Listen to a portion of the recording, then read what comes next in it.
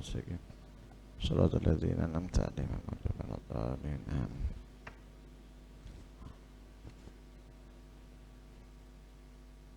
Assalamualaikum warahmatullahi wabarakatuh. Bismillah walhamdulillah. Wassalatu wassalamu ala sayyidina Rasulillah Muhammad bin Abdullah wa ala alihi wa sahbihi wa man walah. Wala hawla wala quwata illa billah.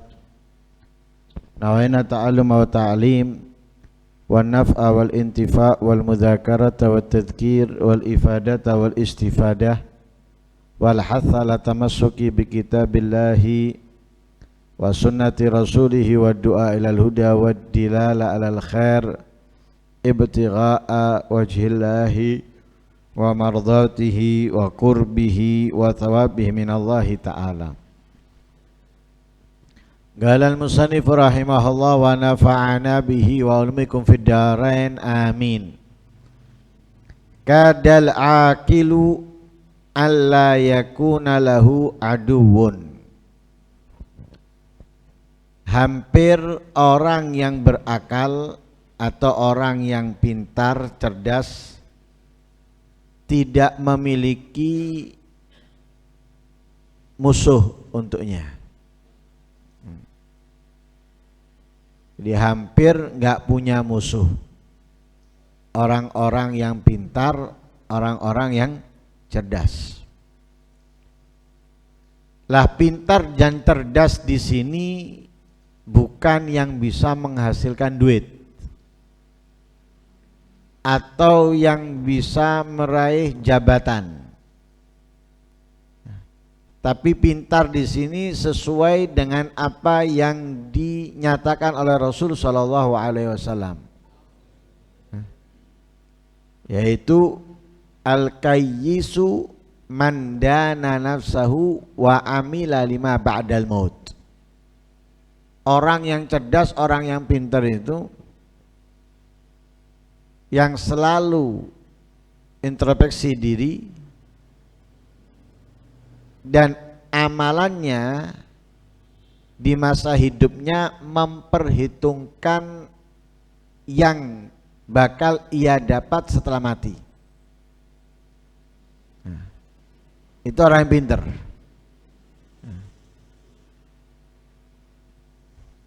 Jadi tidak melakukan perbuatan kecuali kembali kepadanya kemanfaatan dan juga memberikan faedah kepada orang lain. Nah, itu orang yang pintar. Lah orang yang pintar seperti ini hampir nggak punya musuh. Bukan berarti nggak punya musuh sama sekali. Nggak ada hidup di atas dunia ini nggak punya musuh, nggak ada. Yang paling pintar, sumbernya ilmu, kembali kepadanya semuanya, yaitu Rasul Shallallahu Alaihi Wasallam, punya musuh. Padahal kekasihnya Allah, orang yang paling dicintai oleh Allah, punya musuh. Karena itu kosong dari musuh mustahil, nggak mungkin.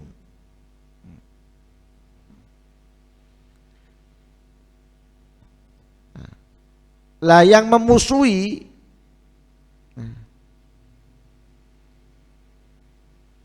adalah orang-orang yang memang sudah dikuasai oleh tipu daya setan dan nafsu.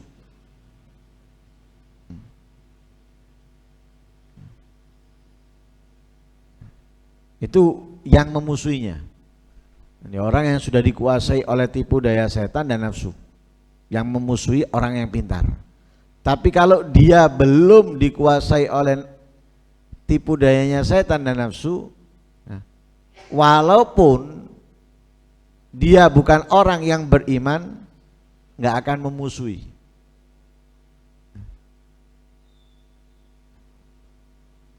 Hanya mungkin dia tidak bergaul, tidak berkawan, tidak bermuamalah, tapi tidak memusuhi.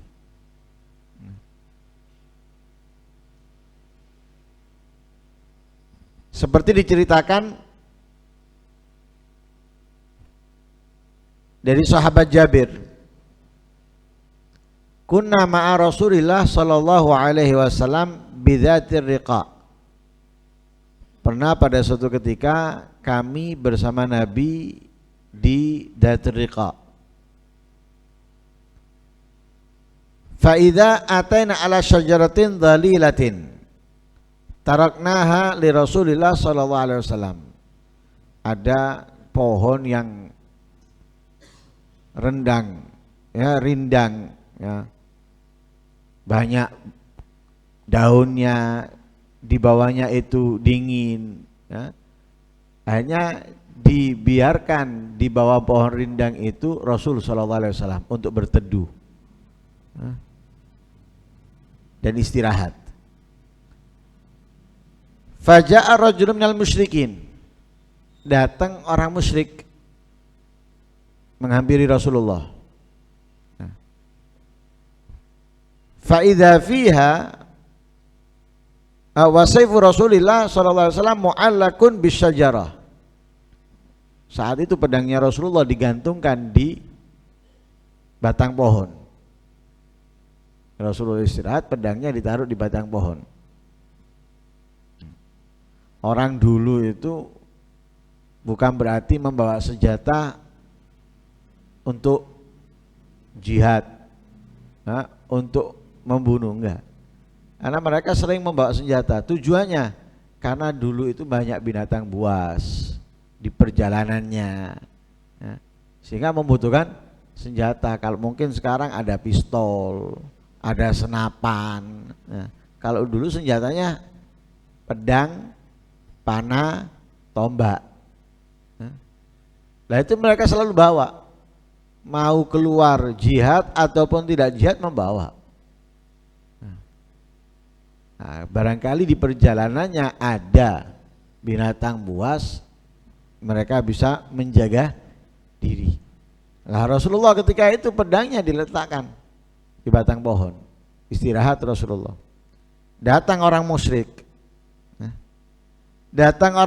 musyrik, fakhtaratahu,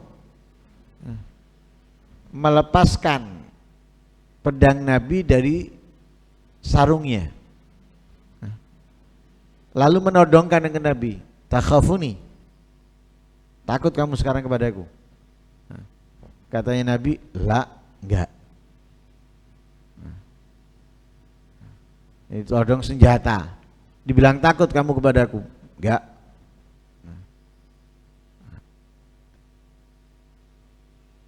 Terus bertanya lagi orang musyrik itu, fama yamna'uka minni, sekarang siapa yang bisa melindungimu dariku? Nah, karena saat itu sahabat jauh dari Nabi. Lah pohon ini dibiarkan Nabi istirahat di bawahnya, dan mereka menjauh agar tidak mengganggu Nabi. Lah ketika sarung pedangnya Nabi diambil kemudian ditodong, siapa yang sekarang yang bisa menghalangiku darimu? Lalu katanya Nabi, Allah. Allah. Dengan ucapan Nabi Allah, pedang tadi itu jatuh dari tangannya. Karena ucapan dari orang yang hatinya penuh dengan apa? Ta'zim kepada Allah, penuh dengan rasa takut kepada Allah. Ucapan Allahnya itu beda. Kalau kita mengucapkan Allah tidak ada pengaruhnya apapun. Ada orang membawa senjata, sapa sing kate ya dekengi awakmu saiki? Allah, ndak wedi blas, tembake tambah kenceng, ya, atau senjatanya tambah kenceng. Tapi kalau orang yang penuh dengan takzim, ucapan Allahnya itu biasa menggetarkan. Ketika mereka mengucapkan Allahu Akbar, itu membuat benar-benar Yang mendengarkan itu gemetar dan takut. Nah, ketika Nabi mengucapkan Allah, pedang tadi itu lepas, jatuh. Diambil sama Nabi. Setelah diambil sama Nabi, Nabi kembali bertanya kepada Rika, "Mayam nak kami ini sekarang siapa yang melindungi kamu dariku?" Dia bukan Muslim, dia bukan mukmin, nggak mungkin menyebutkan Allah. Siapa yang melindungimu darimu? Dia hanya ngomong kepada Nabi, kun khaira akhid. Kun khaira akhid. Jadilah orang yang bijaksana. Artinya bijaksana di sini apa? Memaafkan orang yang bersalah. Jangan kamu balas keburukan dengan keburukan, tapi balaslah kebaikan dengan keburukan dengan kebaikan. Tapi kata-katanya singkat, kun khaira akhid. Jadilah orang yang baik di saat apa? Memegang dan membawa kuasa, ya, menguasa. Jika ketika kamu menguasai, jadilah orang yang baik dalam berkuasa. Nah, itu maksudnya yaitu tadi memaafkan yang bersalah, membalas keburukan dengan kebaikan. Tadi ngancam Nabi, sekarang ketika seperti itu, ngomongnya jadilah orang yang bersikap baik, yang bijaksana. Katanya Nabi, tasyhadu alla ilaha illallah wa anni rasulullah. Kamu mau mengucapkan 2 kalimat syahadat, bersaksi tidak ada Tuhan kecuali Allah dan aku adalah Rasulnya? Katanya dia enggak mau. Tapi dia berkata kepada Nabi, walakinni uahiduka alla ukatilak.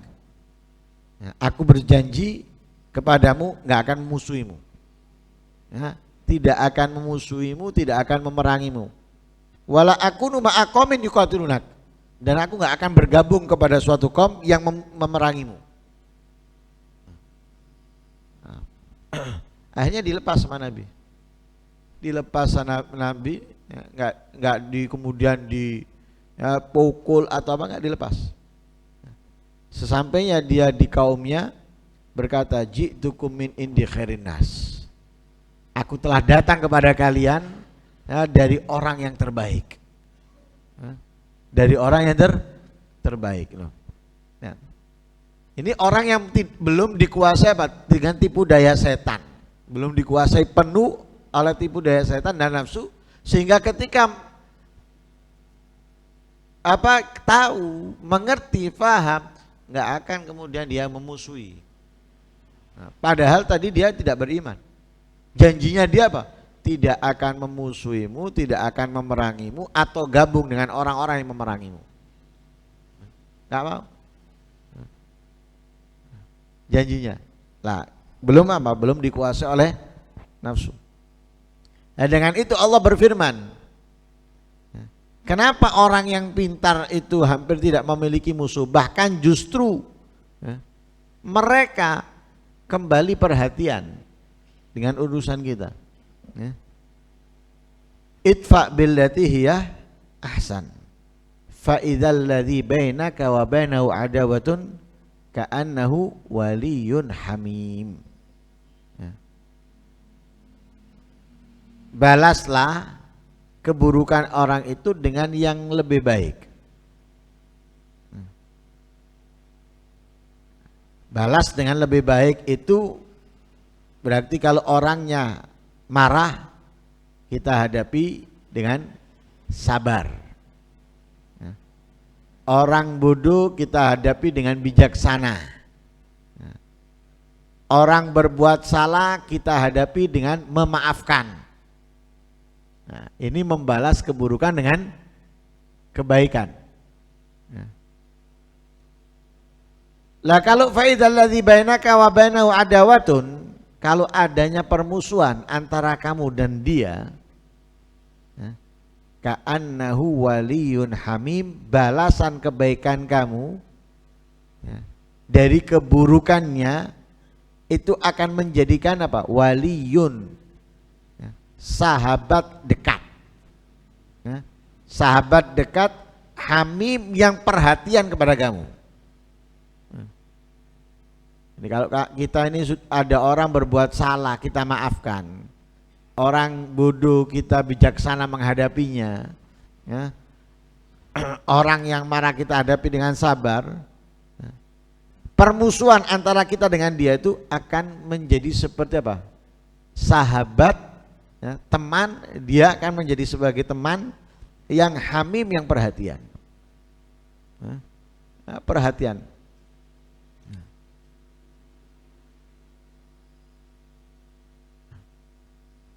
Nah, karena itu kita ini perlu menjadi orang yang pintar.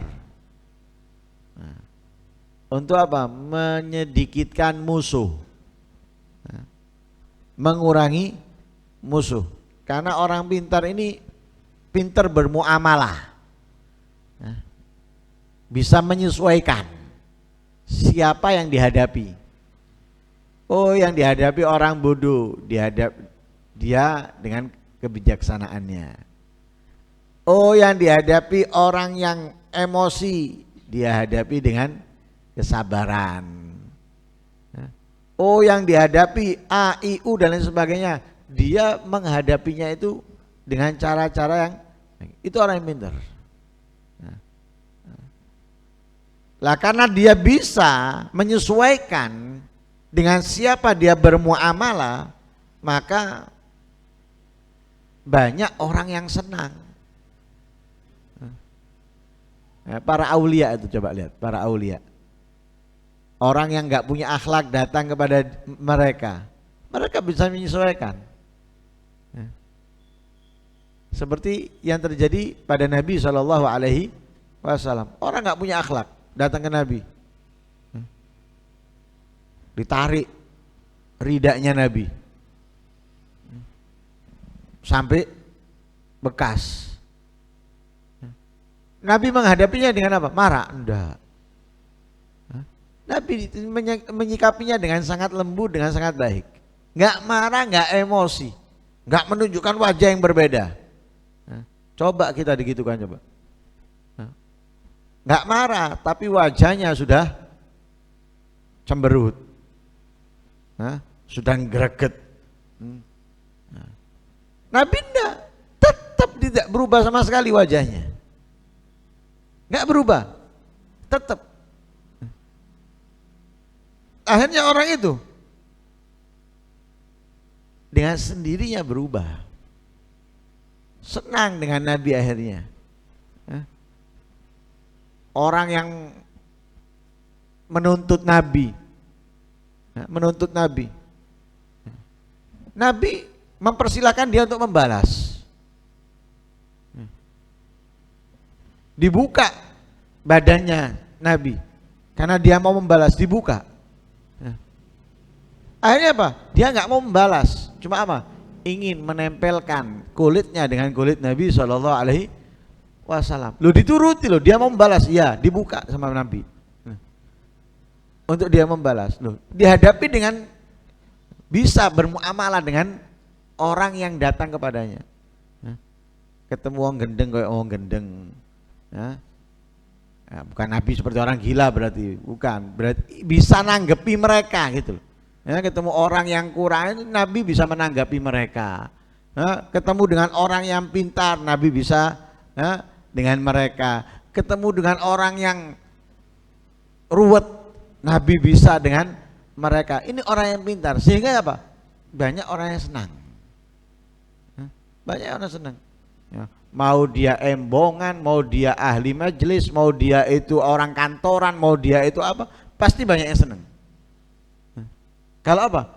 Kalau jadi orang yang pintar, yang bisa apa, menyesuaikan dengan siapa kita hadapi.